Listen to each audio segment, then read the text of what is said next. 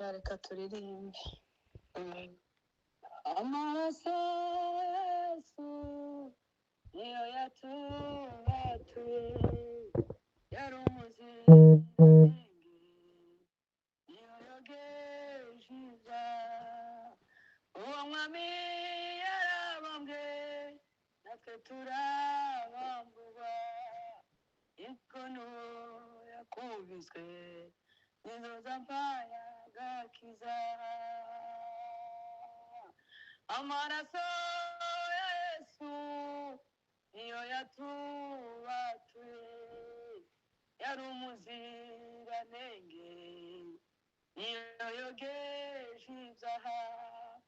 Uwo mwami yarabambwe, natwe turabamburwa, inkono yakubiswe nizo zampaye agakiza. Inkono yakubiswe nizo zampaye agakiza. Ewe Gorigota sinzakwibagirwa, ewe Gorigota wambereye incungu, ewe Gorigota uri uw'agaciro, Gorigota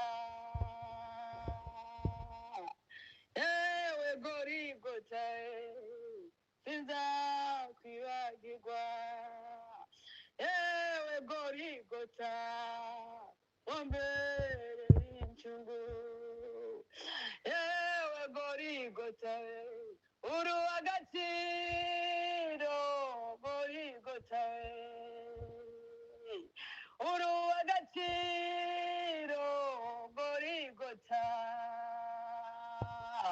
Twirirwaga twiruka inyuma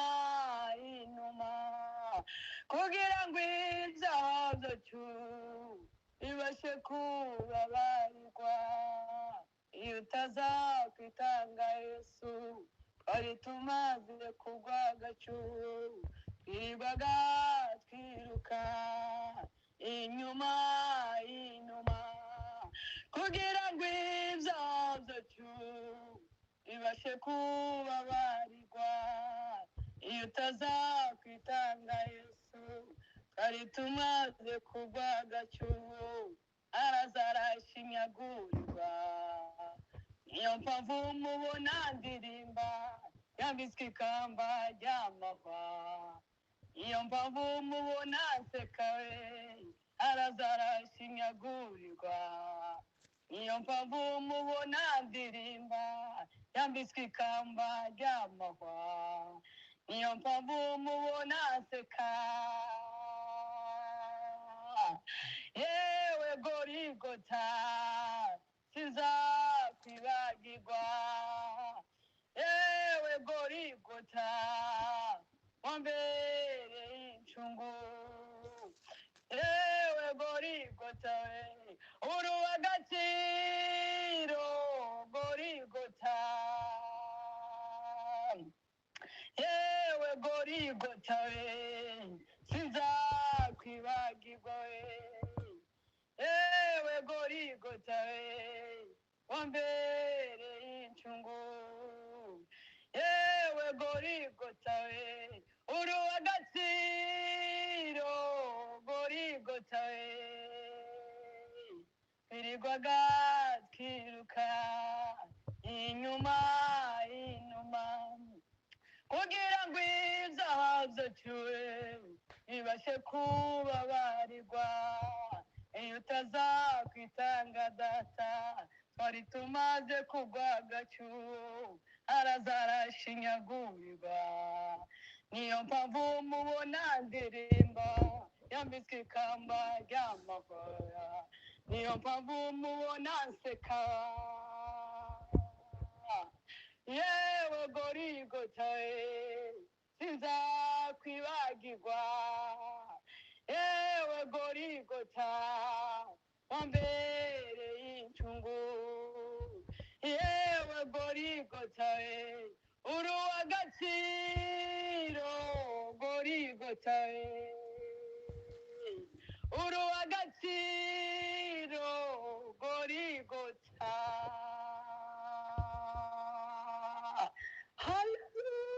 Haleluya. Amen, amen, amen. Haleluya. Barikiwe sana. Tunayo Kwenda mbali sana, kafuata njia mbaya, nikamsahau Yesu aliyenipenda kweli. Nilikwenda mbali sana, kafuata njia mbaya, nikamsahau Yesu aliyenipenda kweli. Nina furaha, Yesu alinitafuta,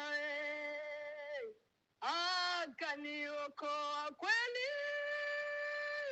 mimi wake siku zote. Nina furaha, Yesu alinitafuta mimi,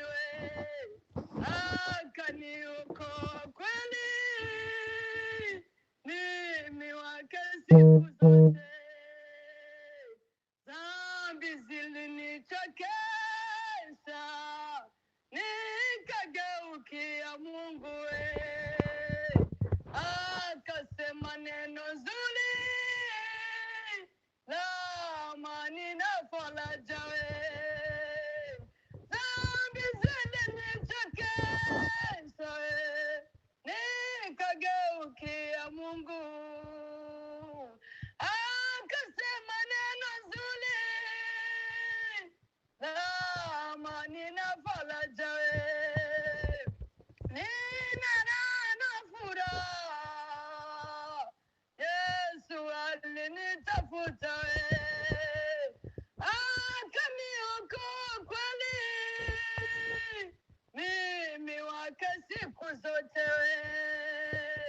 Na sikufikiri siku itakapozilishwa mbele ya Mwenyezi Mungu na kuhukumiwa naye.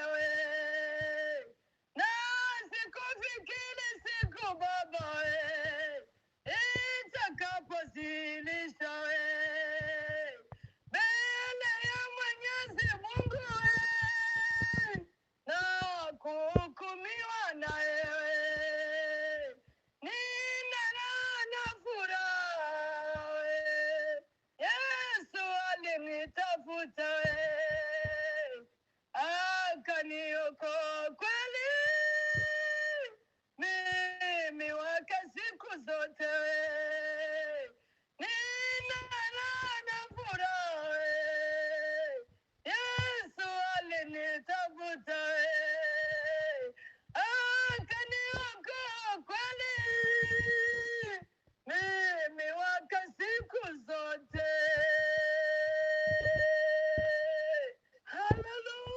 Hallelujah. Haleluya.